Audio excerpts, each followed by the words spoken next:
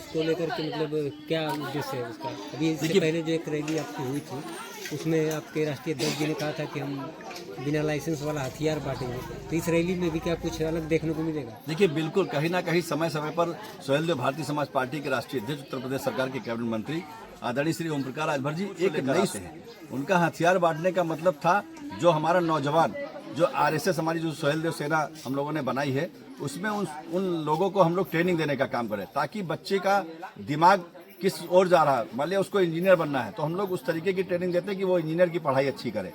तो सुहेलदेव सेना का मकसद ही है कि लोगों का विकास कैसे हो, बच्चे हमारे जो है शिक्षित कैसे हो, उनका किस ओर रुझान जा रहा है उस ओर आगे जाने का काम करें।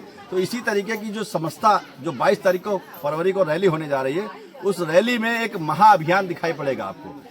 उत्तर प्रदेश सरकार की योजनाओं के बारे में, जन जन तक कैसे योजनाएं पहुंचाई जाए उन योजनाओं के बारे में लोगों को बताने का काम किया जाए। और वो हम लोग गांव-गांव जाकर चौपाल के माध्यम से ही बताने का काम कर रहे हैं कि जो सरकार आपको योजनाएं दे रही है उन योजनाओं को आपको कैसे मिले।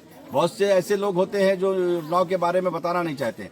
आज सबसे बड़ा काम हम लोग पूरे प्रदेश के अंदर किसी भी जाति धर्म का व्यक्ति अगर इलाज के नाम पर उसको पैसा नहीं है, उसके पास उसको पैसे की जरूरत है, अपना जेवर बेचने का काम करता है, अपने खेत को बेचने का काम करता है, तो राष्ट्रीय अध्यक्ष जी का कहना है कि उससे कहो और उससे मिलो कि आपको खेत और जेवर बेचने की जरूरत नहीं है, आप पर्चा बनवा लीजिए, जो उसका खर्चा आए उसका एस्टीमेट बनवा लीजिए, उसके इलाज के नाम पर हम पैसा दिलाने का काम करेंगे। ये उत्तर प्रदेश की सरकार करे, मगर गांव-गांव में लोगों को बताने का काम नहीं करा जाता है। विधायक और सांसद वोट तो आपका ले लेते हैं मगर इस बात को बताने का काम नहीं करते कि इलाज के नाम पर हम पैसा देने का काम करते हैं। जब चुनाव आता है तो कहीं ना कहीं वोट को खरीदने में उस पैसे को लगाने का काम करते हैं मगर गरीबों तक गाँव-गाँव जाकर यही बात को कहते हैं कि अगर इलाज के नाम पर आपको पैसा चाहिए, हमारे किसी भी कार्यकर्ता के पास आप जाकर एस्टीमेट देने का काम करें तो आपका इलाज मुफ्त में कराने का काम किया जाएगा। 2027 उसको लेकर के क्या तैयारी? आज हम लोग एनडीए के गठबंधन के साथी हैं।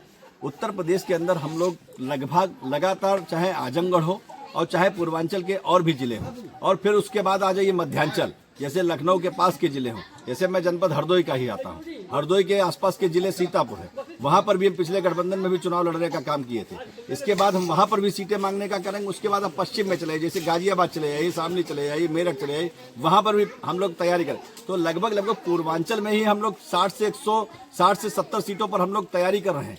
लगातार हम लोग मध्यांचल में भी 4 से 5 सीटों पर तैयारी करें। तो हम लोग लगातार सीटें तैयार कर रहे हैं जहां पर हमारा बाहुल्य है, जहां पर हमारी विचारधारा के लोग लगे हुए, तो हम लोग मजबूती से उन सीटों पर तैयारी कर रहे हैं। एनडीए गठबंधन में हम लोग होने के नाते हम लोगों की कहां पर कितनी सीटों का मिलने का समय जब आएगा तो तय कर लिया जाएगा कि किन किन सीटों पर हम लड़ने का काम करेंगे, मगर उससे पहले हम सीटें तैयार करने में लगे हैं ताकि हमको लड़ने में दिक्कत ना हो। सर एक बार अपना परिचय बताइए।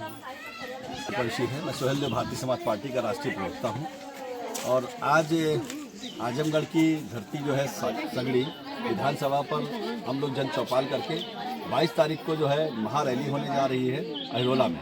उस महारैली को लेकर हम लोगों के नेता, हम लोगों के जो मसीहा है आदरणीय श्री ओम प्रकाश राजभर जी, उत्तर प्रदेश की सरकार में कैबिनेट मंत्री है, उन्होंने गरीब शोषित वंचित लोगों को एकत्रित करके अपनी इस महारैली में लोगों को आमंत्रित करने के लिए गाँव-गाँव जन चौपाल लगाकर कहा है कि जाइए इस रैली के बारे में बताने का काम करिए, सरकार की योजनाएं कैसे पहुंचे उन तक। सगड़ी विधानसभा के अंदर हम 16 तारीख से लेकर आए हैं। उससे पहले भी हमारे नेता जो भी हमारी पार्टी के हैं लगातार 15 से 20 दिन से लगातार चौपालें लगा रहे हैं।